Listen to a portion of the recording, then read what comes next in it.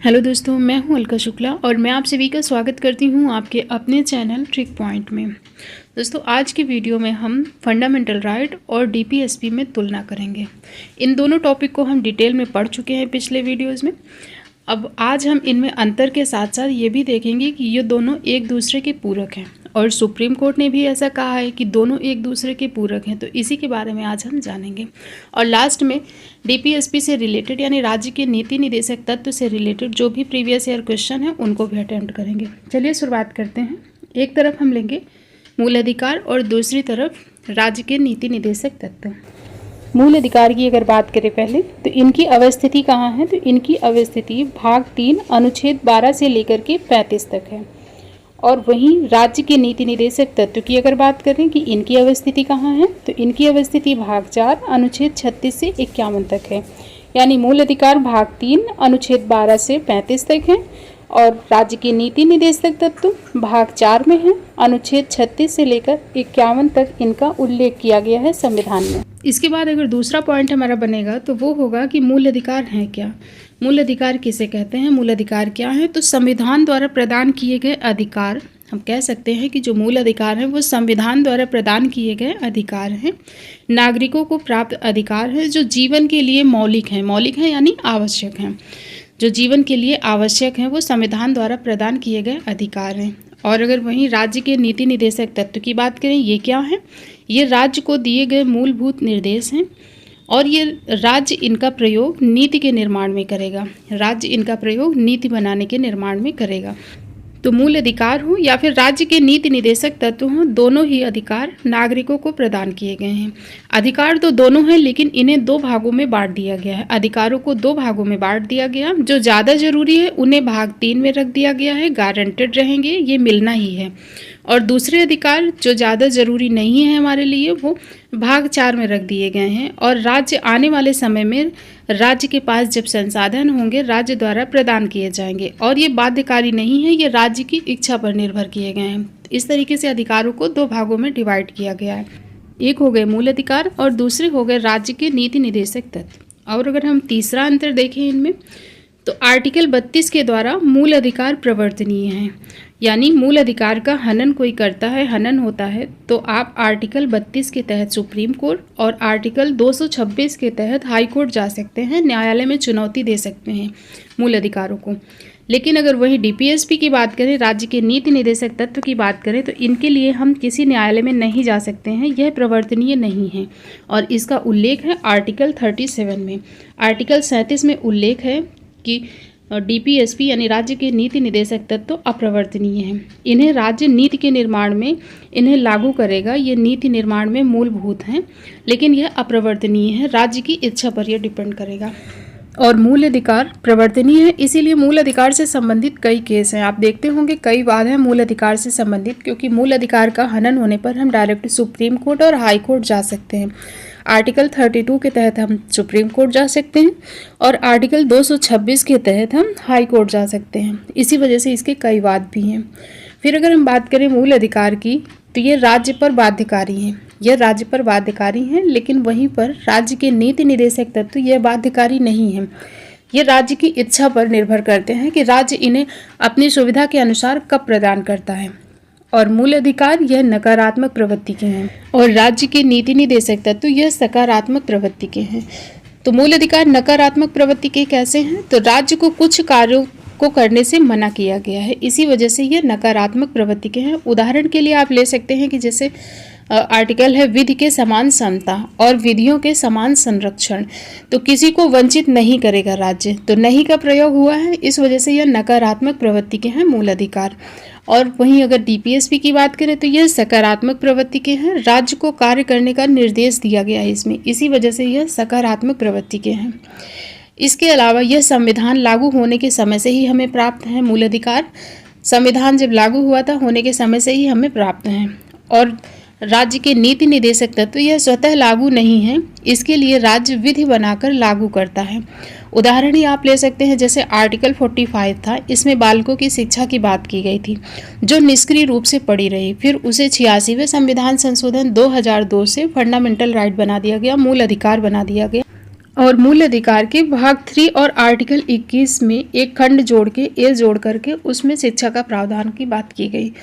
तो उसे जब मूल अधिकार बना दिया गया तो राज्य उसे लागू करने के लिए बाध्यकारी है। हमने बात की ना कि राज्य पर बाध्यकारी है मूल अधिकार, तो राज्य बाध्यकारी है। लेकिन डीपीएसपी राज्य के नीति निर्देशक तत्व के लिए राज्य बाध्यकारी नहीं है। जब राज्य के पास संसाधन होंगे तो राज्य अपने सुविधा अनुसार हमें ये सुविधाएं प्रदान करेगा। और मूल अधिकार व्यक्तिगत स्वतंत्रता को बढ़ाते हैं, इसीलिए उदारवादी राज्य की स्थापना करते हैं। मूल अधिकार व्यक्तिगत स्वतंत्रता को बढ़ाते हैं ना, इसी वजह से ये उदारवादी राज्य की स्थापना करते हैं। और डीपीएसपी राज्य के नीति निर्देशक तत्व सामूहिक हित की बात की जाती है इसमें, ये समाजवादी राज्य की स्थापना करते हैं। इसके अलावा जब भी कभी मूल अधिकार और डीपीएसपी में द्वंद्व की स्थिति बनेगी तो मूल अधिकार डीपीएसपी पर प्रभावी रहेंगे। ऐसा सुप्रीम कोर्ट का निर्णय आया था। किस केस में आया था? चंपक दोराई राजन केस 1951 में सुप्रीम कोर्ट ने कहा कि यदि मूल अधिकार डीपीएसपी में द्वंद्व की स्थिति बनती है तो मूल अधिकार डीपीएसपी पर प्रभावी है, मूल अधिकारों को वरीयता दी जाएगी। और दोराई राजन ने कहा, केस क्या था ये? तो दोराई राजन ने कहा था जो आरक्षण है आर्टिकल 46 के आधार पर दिया गया है वो आर्टिकल 15 का उल्लंघन है। आर्टिकल 46 में आरक्षण है ना, SC ST के लिए कुछ विशेष वर्गों के लिए आरक्षण की बात की गई है।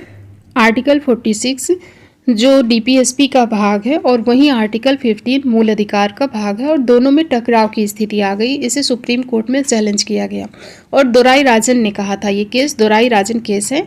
और इन्होंने कहा कि आरक्षण जो 46 के आधार पर दिया गया है वो आर्टिकल 15 का उल्लंघन है। क्यों उल्लंघन है? क्योंकि आर्टिकल 15 में जो कहा गया है, उल्लेख है, वो है कि राज्य किसी भी वर्ग के साथ विभेद नहीं करेगा। और वही 46 के आधार पर जो आरक्षण दे दिया गया तो वो विभेद हो गया। और इसी वजह से चंपक दोराई राजन सुप्रीम कोर्ट चले गए। तो चंपक दोराई राजन केस 1951 में सुप्रीम कोर्ट ने क्या कहा? मामला जब सुप्रीम कोर्ट गया तो सुप्रीम कोर्ट ने कहा मूल अधिकार डीपीएसपी पर प्रभावी है, मूल अधिकार डीपीएसपी पर प्रभावी है। तो उन्होंने आर्टिकल 15 को सही बताया, सुप्रीम कोर्ट ने आर्टिकल 15 को सही बताया। तो आरक्षण समाप्त करना पड़ा सरकार को। आर्टिकल 46 के तहत जो आरक्षण प्रदान किया गया था उसे समाप्त करना पड़ा, क्योंकि सुप्रीम कोर्ट का जो फैसला आया, सुप्रीम कोर्ट ने आर्टिकल 15 को सही बताया, तो उसके हिसाब से आरक्षण समाप्त करना पड़ा। लेकिन सरकार कहाँ चुप बैठने वाली है? सरकार चुप नहीं बैठी, उसने प्रथम संविधान संशोधन कर दिया और आर्टिकल 15 में क्लॉज 4 जोड़ दिया। प्रथम संविधान संशोधन कर दिया और आर्टिकल 15 में परिवर्तन करके क्लॉज 4 बढ़ा दिया गया। और उसमें क्या जोड़ा गया, क्या प्रावधान किया गया? तो राज्य SC ST के लिए या फिर वंचित वर्ग यानी शैक्षिक और सामाजिक रूप से पिछड़े लोगों के लिए, क्वेश्चन पूछा जाता है, इस लाइन पे गौर करें, शैक्षिक और सामाजिक रूप से पिछड़े लोगों के लिए आरक्षण दे सकता है राज्य। इसका प्रावधान कर दिया गया किसमें? आर्टिकल 15 के क्लॉज 4 में। तो ये मूल अधिकार हो गया। तो सरकार ने दोराई राजन का केस ही पलट कर रख दिया। तो इस तरीके से द्वंद्व होता रहता है मूल अधिकारों को लेकर के, लोग सुप्रीम कोर्ट जाते रहते हैं और वाद होते रहते हैं। तो ये पूरा मामला था चंपक दोराई राजन केस जो 1951 का था। इसके बाद अब हम लोग प्रीवियस ईयर क्वेश्चन लगाते हैं। पहला क्वेश्चन है, राज्य के नीति निर्देशक सिद्धांतों को भारतीय संविधान में शामिल किए जाने का उद्देश्य क्या है? राजनैतिक प्रजातंत्र को स्थापित करना, सामाजिक प्रजातंत्र को स्थापित करना, गांधीवादी प्रजातंत्र को स्थापित करना, या फिर सामाजिक और आर्थिक प्रजातंत्र को स्थापित करना। क्या होगा इसका राइट आंसर? तो इसका राइट आंसर है ऑप्शन नंबर डी, सामाजिक और आर्थिक प्रजातंत्र को स्थापित करना। राज्य के नीति निर्देशक सिद्धांतों को भारतीय संविधान में शामिल किए जाने का उद्देश्य है सामाजिक आर्थिक प्रजातंत्र को स्थापित करना। अगला क्वेश्चन है, नीति निर्देशक तत्व क्या हैं? वाद योग्य हैं, कठोर हैं, अवाद योग्य हैं, या फिर लचीले हैं? क्या होगा इसका राइट आंसर? तो इसका राइट आंसर है ऑप्शन नंबर बी, अवाद योग्य है, यानी ये वाद योग्य नहीं है। राज्य के नीति निर्देशक तत्व वाद योग्य नहीं है। वहीं अगर फंडामेंटल राइट की बात करें, मूल अधिकार, तो ये वाद योग्य हैं। इसका करेक्ट आंसर हो जाएगा ऑप्शन नंबर बी, वाद योग्य नहीं है। अगला क्वेश्चन है, कल्याणकारी राज्य की संकल्पना का समावेश भारत के संविधान में है डैश? राज्य के नीति निर्देशक तत्वों में है, चौथी अनुसूची में है, मौलिक अधिकारों में है, या फिर प्रस्तावना में है? क्या होगा इसका करेक्ट आंसर? इसका करेक्ट आंसर है ऑप्शन नंबर ए, राज्य के नीति निर्देशक तत्व। कल्याणकारी राज्य की संकल्पना का समावेश भारतीय संविधान में राज्य के नीति निर्देशक तत्वों में किया गया है भाग 4 के तहत और अनुच्छेद 36 से लेकर के 51 के अंतर्गत। राइट आंसर हो जाएगा ऑप्शन नंबर ए।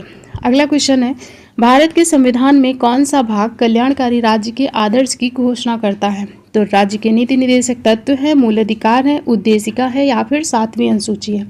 इसका राइट आंसर है ऑप्शन नंबर ए, राज्य के नीति निर्देशक तत्व। नेक्स्ट क्वेश्चन है, संविधान का कौन सा भाग कल्याणकारी राज्य का आदर्श घोषित करता है? मौलिक अधिकार, मौलिक कर्तव्य, प्रस्तावना या फिर राज्य के नीति निर्देशक तत्व। करेक्ट आंसर हो जाएगा ऑप्शन नंबर डी, राज्य के नीति निर्देशक तत्व। इसके बाद अगला क्वेश्चन है, भारत के कल्याणकारी राज्य होने का विचार पाया जाता है डैश। भारत के कल्याणकारी राज्य होने का विचार किसमें पाया जाता है? संविधान की प्रस्तावना में, मौलिक अधिकार में या राज्य के नीति निर्देशक तत्वों में या फिर ए एंड सी बोथ यानी दोनों में। तो राइट आंसर हो जाएगा ऑप्शन नंबर डी, ए और सी दोनों में। संविधान की प्रस्तावना में भी है और राज्य के नीति निर्देशक तत्व दोनों में ही भारत के कल्याणकारी राज्य होने का विचार पाया जाता है। इसके बाद अगला क्वेश्चन है, राज्य के नीति निर्देशक तत्व सहज अध्ययन के लिए निम्न में से कौन से भागों में विभाजित किए जाते हैं? समाजवादी, उदारवादी, बौद्धिकतावादी, गांधीवादी या फिर उपरोक्त सभी। तो इसका करेक्ट आंसर हो जाएगा उपरोक्त सभी। समाजवादी भी हैं, उदार बौद्धिकतावादी भी हैं और गांधीवादी सिद्धांत भी हैं, जिसमें मैंने आपको याद कराया था गांधीवादी आर्टिकल कौन कौन से हैं। तो आर्टिकल 40, 43, 46, 47 और 48, इनमें गांधीवादी सिद्धांत की झलक है। करेक्ट आंसर हो जाएगा ऑप्शन नंबर डी, उपरोक्त सभी। इसके बाद अगला क्वेश्चन है, भारतीय संविधान में सम्मिलित नीति निर्देशक तत्वों की प्रेरणा हमें किस संविधान से प्राप्त हुई है? ऑस्ट्रेलिया के संविधान से, अमेरिका, फ्रांस या फिर आयरलैंड। राइट आंसर हो जाएगा ऑप्शन नंबर डी, आयरलैंड के संविधान से। भारतीय संविधान में राज्य के नीति निर्देशक तत्व हमने आयरलैंड से ग्रहण किए हैं। करेक्ट आंसर हो जाएगा ऑप्शन नंबर बी। इसके बाद नेक्स्ट क्वेश्चन है, नीति निर्देशक सिद्धांत हैं डैश। नीति निर्देशक सिद्धांत वाद योग्य हैं, वाद योग्य नहीं है, मौलिक अधिकार हैं या फिर कोई नहीं है। तो ये वाद योग्य नहीं है। करेक्ट आंसर हो जाएगा ऑप्शन नंबर बी, ये वाद योग्य नहीं है। इसके लिए हम किसी भी न्यायालय में नहीं जा सकते हैं। इसके बाद अगला क्वेश्चन है, भारतीय संविधान के अंतर्गत धन का केंद्रीकरण किसका उल्लंघन करता है? समता के अधिकार का, राज्य के नीति निर्देशक तत्व का, स्वतंत्रता का अधिकार या फिर कल्याण की अवधारणा। करेक्ट आंसर हो जाएगा ऑप्शन नंबर बी, राज्य के नीति निर्देशक तत्व। राज्य के नीति निर्देशक तत्व का उल्लंघन करता है, क्योंकि राज्य के नीति निर्देशक तत्व में उल्लेख किया गया है कि धन का केंद्रीकरण नहीं किया जाएगा। अगला क्वेश्चन है, निम्नांकित में से कौन सा राज्य के नीति के निर्देशक तत्वों में निहित है? अपराधों के लिए दोष सिद्धि के संबंध में संरक्षण, प्राण और दैहिक स्वतंत्रता का संरक्षण, अल्पसंख्यक वर्ग के हितों का संरक्षण और पुरुषों और स्त्री दोनों को समान कार्य के लिए समान वेतन। राइट आंसर क्या होगा इसका? इसका राइट आंसर है ऑप्शन नंबर डी, पुरुषों और स्त्रियों को समान कार्य के लिए समान वेतन। यह डीपीएसपी यानी राज्य के नीति निर्देशक तत्वों में शामिल है। बाकी जो अपराधों के लिए दोष सिद्धि के संबंध में संरक्षण है, यह मूल अधिकार है। प्राण और दैहिक स्वतंत्रता आर्टिकल 21, ये भी मूल अधिकार है और अल्पसंख्यक वर्ग के हितों का संरक्षण, ये भी मूल अधिकार है। करेक्ट आंसर हो जाएगा ऑप्शन नंबर डी। फिर नेक्स्ट क्वेश्चन है, निम्नलिखित में से कौन एक मौलिक अधिकार नहीं है? उत्पीड़न के खिलाफ अधिकार, समान काम के लिए समान वेतन, कानून के समक्ष बराबरी और धर्म पालन की स्वतंत्रता का अधिकार। राइट आंसर हो जाएगा ऑप्शन नंबर बी, समान काम के लिए समान वेतन। यह राज्य के नीति निर्देशक तत्व के अंतर्गत आता है, ना कि मौलिक अधिकार के अंतर्गत। करेक्ट आंसर हो जाएगा ऑप्शन नंबर बी। इसके बाद अगला क्वेश्चन है, भारत में निम्नलिखित में से किसके अंतर्गत पंचायती राज प्रणाली की व्यवस्था की गई है? मौलिक अधिकार, मौलिक कर्तव्य, राज्य के नीति निर्देशक सिद्धांत या फिर चुनाव आयोग अधिनियम। करेक्ट आंसर हो जाएगा ऑप्शन नंबर सी, राज्य के नीति निर्देशक सिद्धांत। आर्टिकल 40 के अंतर्गत ग्राम पंचायतों के गठन का प्रावधान किया गया है, तो इसका करेक्ट आंसर हो जाएगा ऑप्शन नंबर सी। अगला क्वेश्चन है, निम्नलिखित में से कौन सा अनुच्छेद पंचायत के गठन के लिए राज्य सरकारों को निर्देश देता है? अनुच्छेद 33, अनुच्छेद 40, अनुच्छेद 48 या फिर अनुच्छेद 50।